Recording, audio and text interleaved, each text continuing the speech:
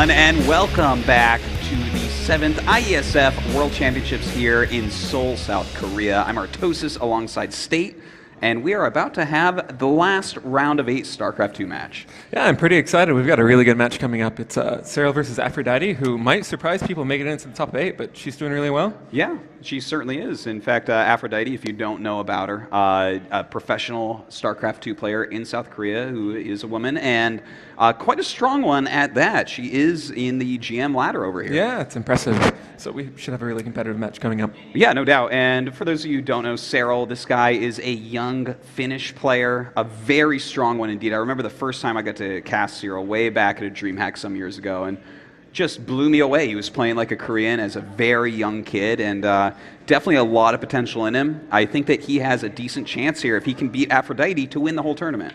And the winner of this match will be in the top 4, is that correct? That's right, yeah. So. And for those of you who are tuned in right now, please go out there and let people know that we're on. Definitely not enough people watching this for how cool the tournament IESF is. We have so many different countries, so many different gamers coming together here in Seoul for this tournament. We have Hearthstone here, StarCraft, League of Legends, and as you can see, look at all these different countries that sent players down here. It's just an awesome tournament to be a part of. Yeah, this is a really exciting match coming up too. Indeed it is. Well, South Korea versus, where is Serral from again? He is from Finland. Finland. I think Aphrodite is the last South Korean representative in this tournament too, which might surprise a lot of viewers. Yeah, in Hearthstone they're already out, so that's definitely something to take into consideration. But take a look here, guys. This is how the group phase went. Now, we are in the round of 8 right now, but this is the last match left, which is Serral against Aphrodite. Other than that, we actually have Mystery going through. We have Ender going through overnight in there. That was kind of a surprising one. And then Haas actually taking out Zanster, the very aggressive Taiwanese Protoss, showing a lot of skill here this weekend. So there you have it, the bracket indeed. So Aphrodite, this is Terran's last chance in this tournament. Yep. Last Terran in the top 8. Tomorrow we will have a PvP between Haas and Mystery. And the winner of this match will go on to face Ender. And yeah, I feel like regardless of who wins, that's going to be a really close match. Yeah, I think you're right. Ender, he's been around forever and doing very well, but I guess we can talk more about him tomorrow when we get to cast that. But as we see here, our map set for this will be Orbital Shipyard to start out for Freon Terraces as map number 2. Oh, that's a fun map with all those gold bases. And then if we make it to set 3, Ruins of Ceres, an absolutely gigantic 4-player map. So 3 maps that play out completely differently here. Yeah, and I'm actually not quite sure how Freon Terraces plays out in TVZ, but definitely in the ZVP matchup, it's really a Zerg favorite map because of how quickly you can get those gold bases going. Yeah. You know, gold bases, they're pretty good, right? But, yeah, so I'm interested in seeing how that map plays out. But this first one, Orbital Shipyard, pretty straightforward macro map. In-base natural expansion, easy to take third. Looks like we're probably going to have a macro game coming up if they don't go for timing. Yeah, it definitely could be. I'm interested to see if Aphrodite actually wants to go for something a little bit aggressive. Serral, on the other hand, as you see here, this guy, he has a wide range of play, but I think he's going to try to play a very reactive type of Zerg here. Try to just shut down any attacks that Aphrodite brings at him and get to that late game, because right now in Legacy of the Void, Zerg is very strong in the late game against Terran. Yeah, especially with that new Chitinous plating. Instead of +2 armor, +4 Ultralisks are really the new Immortals. That's a really good way to put it. The new Immortals, they do not ever die, and Terran definitely knows that with the nerfed Marauder. So we'll see what Aphrodite has up her sleeve. I'm kind of expecting some heavy Reaper play possibly from her on one of these maps, maybe this first map, or Freon Terraces. Yeah, Freon Terraces with the gold bases, probably Reaper play would be very good there. Yeah, try and keep Zerg contained on 2. Yeah, if she could do that, that would be really good for that map. But I wouldn't want her to use it twice, so maybe just back up into a more regular type of macro game. That's what I would expect to see on Orbital Shipyard. But Aphrodite, we haven't seen her in a lot of tournaments, so she's kind of a wild card. We don't really know what's going to happen. That's right. She really doesn't make it into a lot of those top tier tournaments. Still a very strong player indeed, and definitely someone to be reckoned with in this tournament. But Serral, this guy, he's really one of these up and coming players. So excited to see how he can do here. It's like we'll lose our feed there from the... Okay, there we go. But it looks like our first map is starting. And it is, of course, once again, going to be Orbital Shipyard. Guys, get out there, hashtag IESF, and let everyone know that this is on, because, you know, people might not know. right, here we go into that first game. Here we are.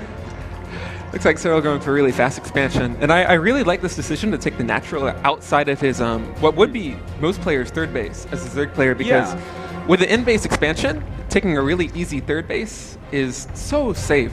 And it gets your creep spread going out to the middle of the map so much sooner. It's a really smart play.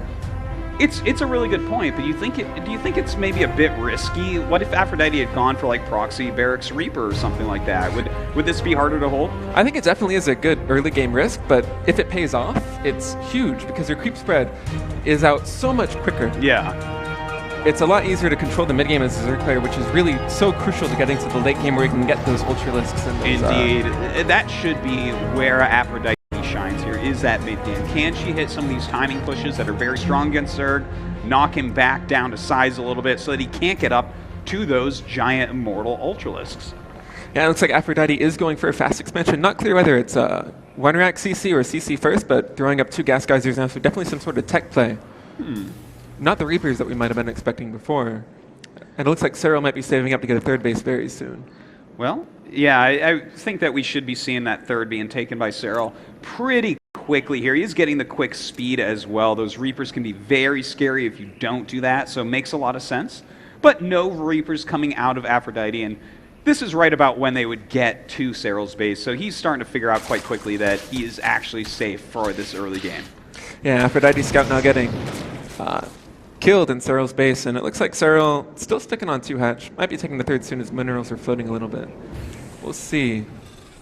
I'm actually not quite sure like what the third base timings are like in ZVT. With Legacy of the Void, the expansions are so much more quick, and there it is going down now.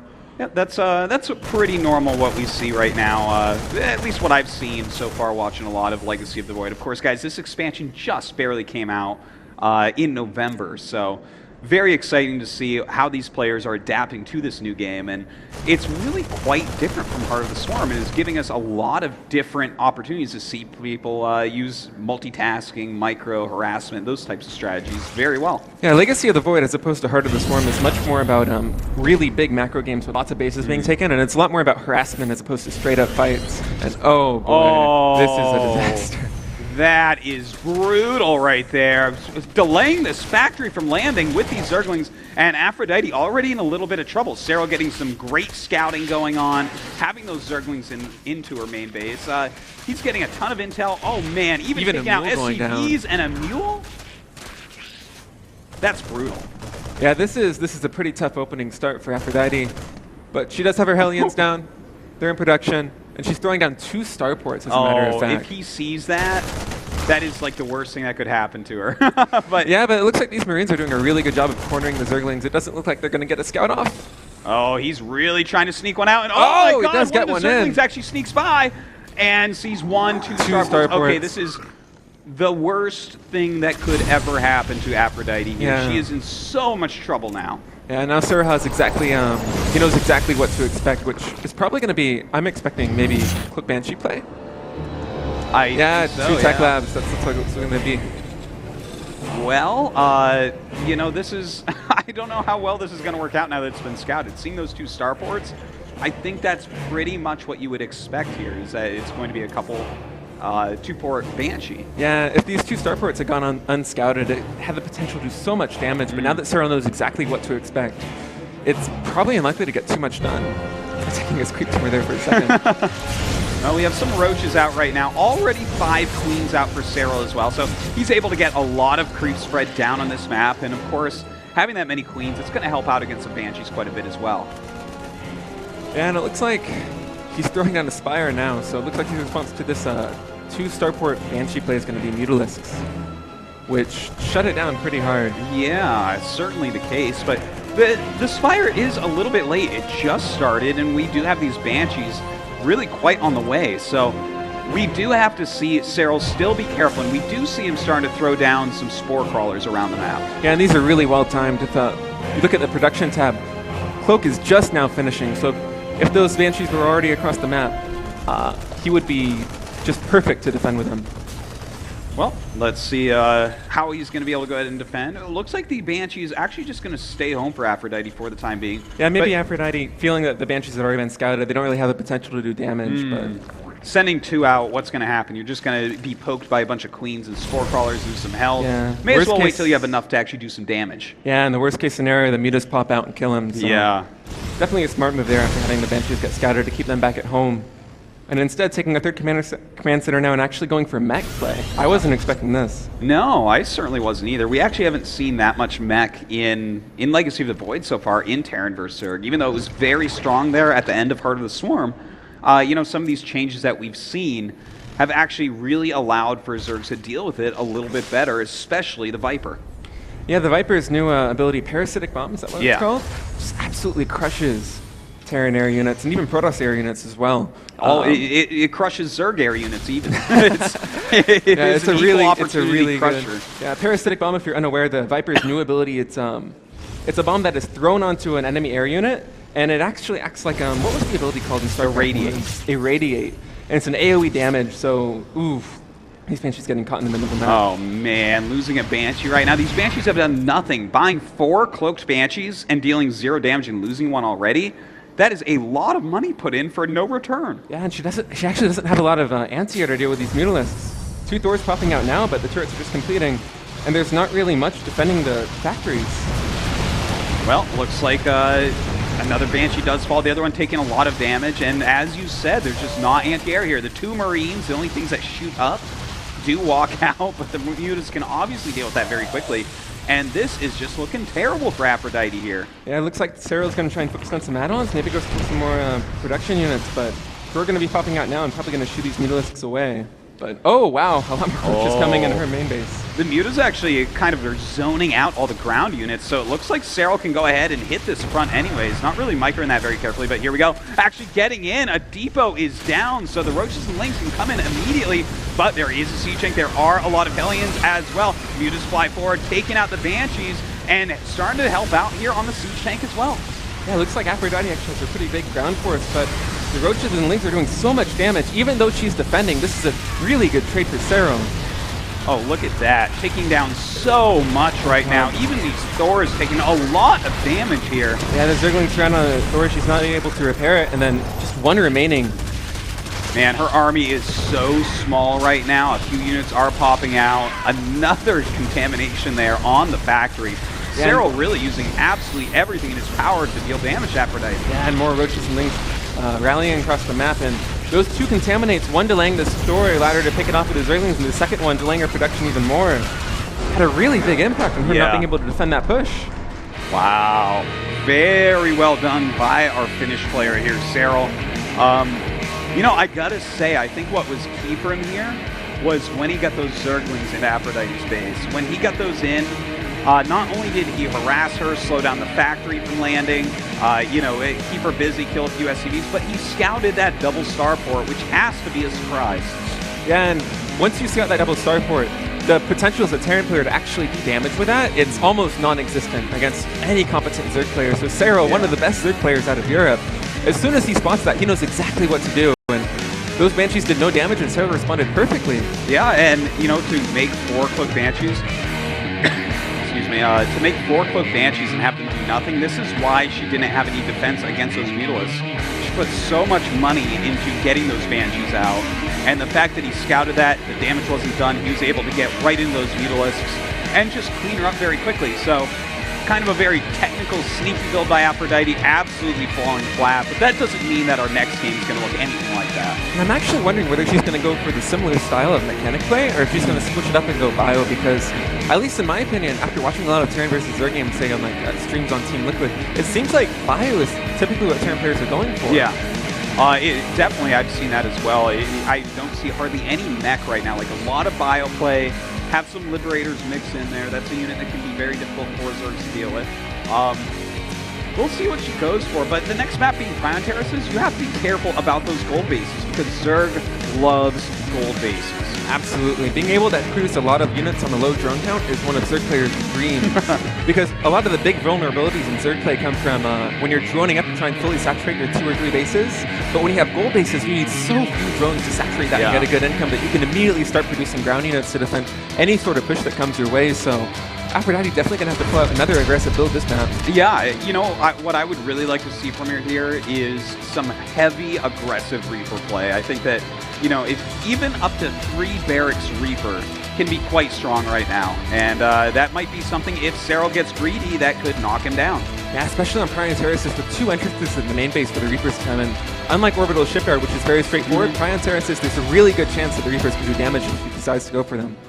All right, well, we do have the game starting now in Prion Terraces. In the top left, our Zerg player, it is Serral. And in the bottom right, spawning is the blue Terran. Blue, you say?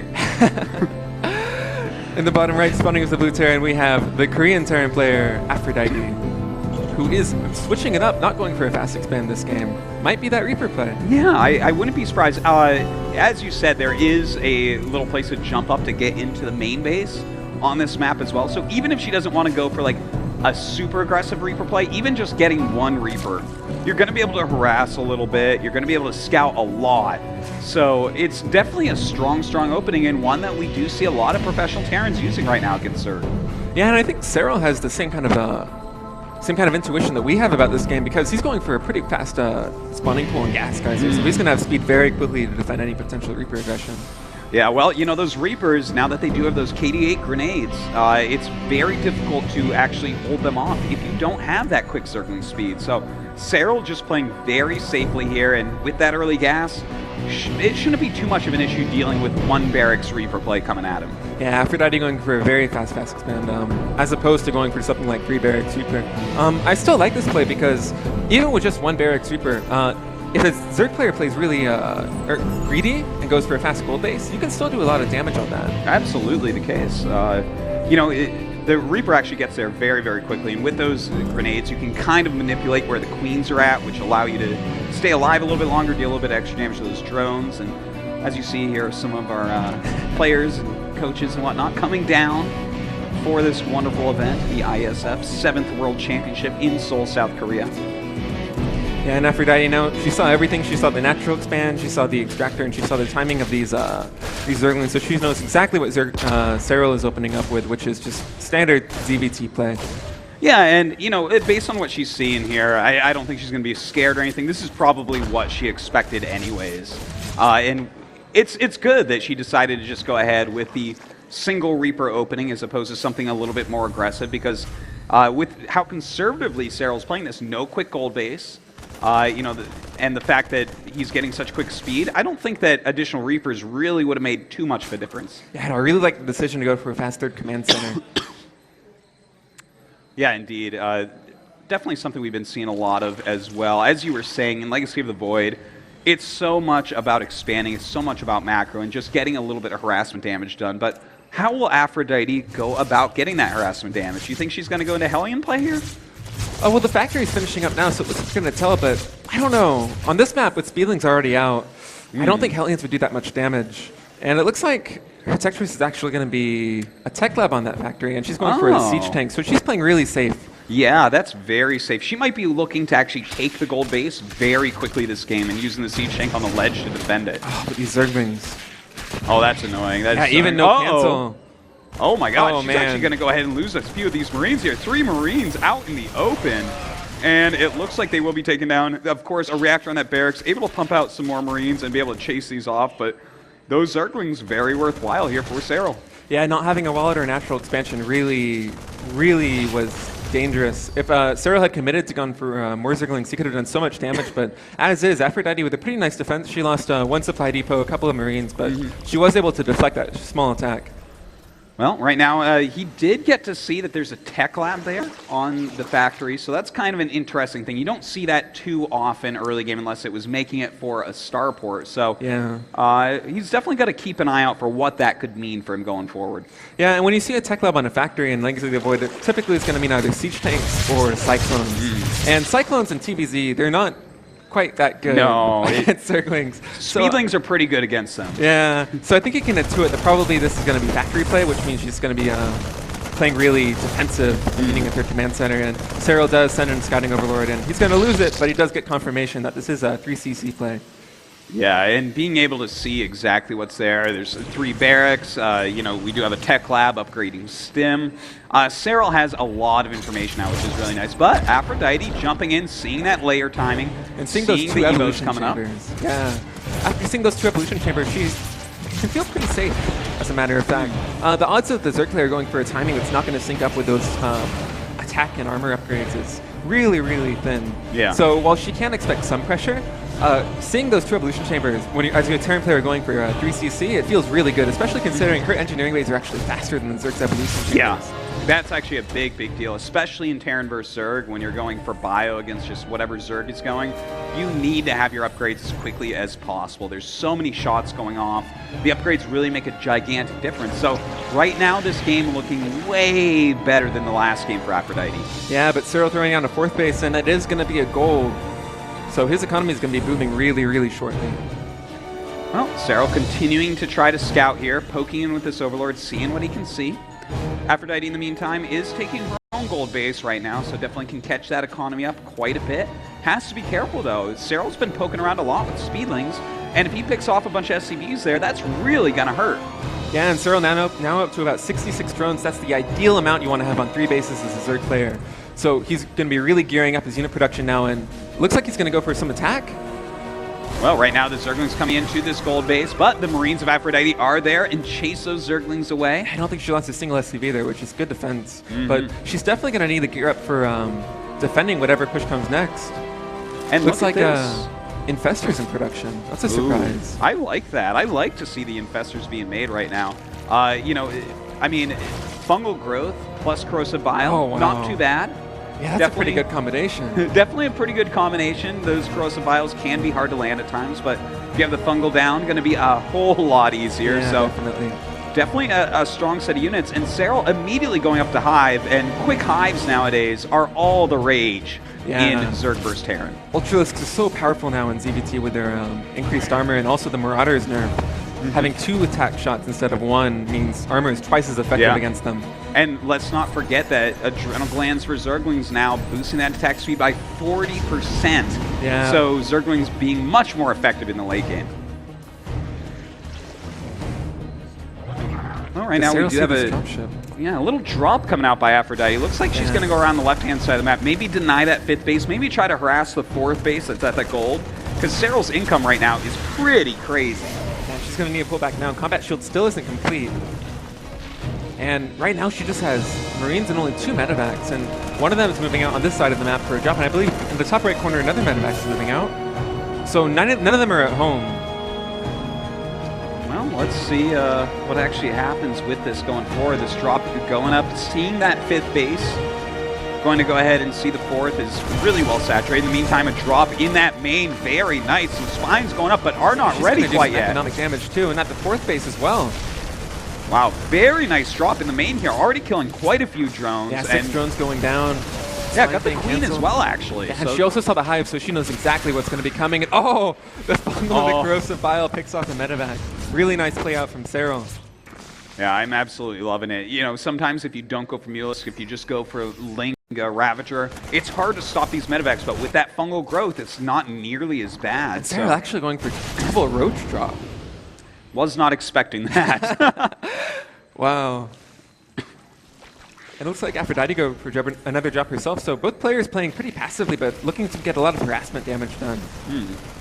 Well, right now Aphrodite hitting this 5th base. Looks like, it will be cleaned up here. Yeah. Really doing a great job with those fungal growths. Mixing in those 3 infestors, paying off hugely right now for Serral, who, by the way, is going into Ultralisks now. Yeah, 3 Ultralisks in production now, and Chitna's plating, and I believe they have +1 or +2 armor, so they're going to be really, really durable in these upcoming fights. Well, right now we have a drop from Aphrodite once again in Serral's main. Meantime, a bunch of Zerglings coming over this gold base, so Siege Tanks are going to clean them up, but the splash damage, dealing huge amounts of damage to these SCVs as well. Yeah, still 10 SCVs mining the gold base. You don't need too many, oh my god.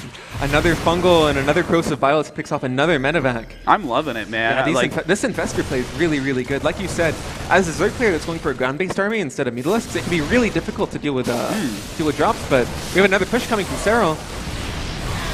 Oh my god, these corrosive vials doing so much work. Yeah, they really are, and just like that combination, I tell you, I know what I'm going to start doing. Oh, this Ultralisk. Well, they are immortal when they're alone like that behind enemy lanes, but Right now, we do have a Roach Drop going off here in that natural base. Actually starting to go off quite a bit. In the meantime, Aphrodite pushing on a creep here. And we do have, it looks like, Crucifiles come down, missing all their shots that time, but pushing him back. Typically, it's the Terran players we see going for multi-prong attacks, but Serral's attacking at 3 places at once. He has a drop in the main, a drop in the natural, pushing the front. He's all over the map. The Roaches are doing sick work here. Look at this. Oh, Over even 20 Burrow. SCVs dead already. Oh my God. Just look at the supplies. 200 supply to 131. That Serral's got such a big bank now, too.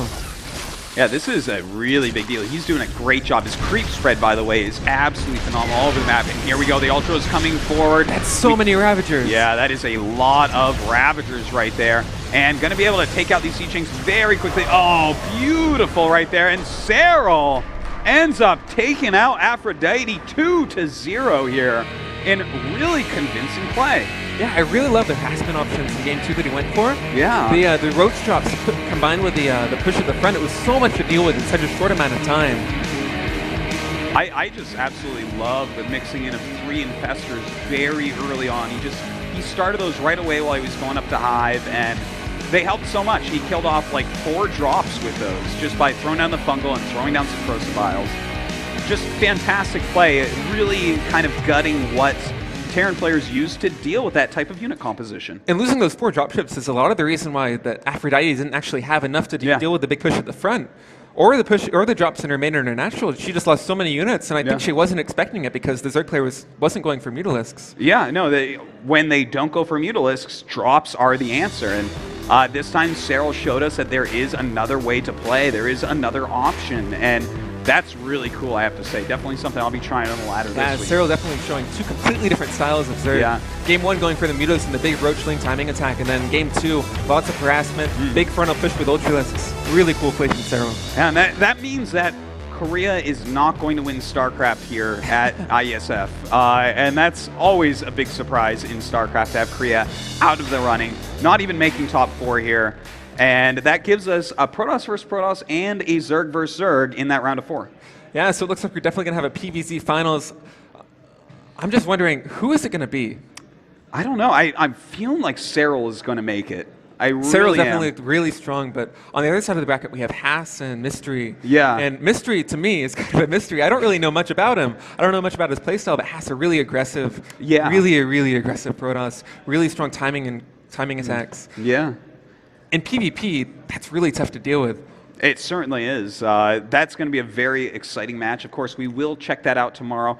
Definitely don't go anywhere yet, guys. After the Esports Summit, which is coming up next, we will have an Archon show match, which is going to be just insane. It's SOS and Maru against Light and Zest. But for now, we are done with StarCraft. So thanks for watching, guys, and we'll be back soon.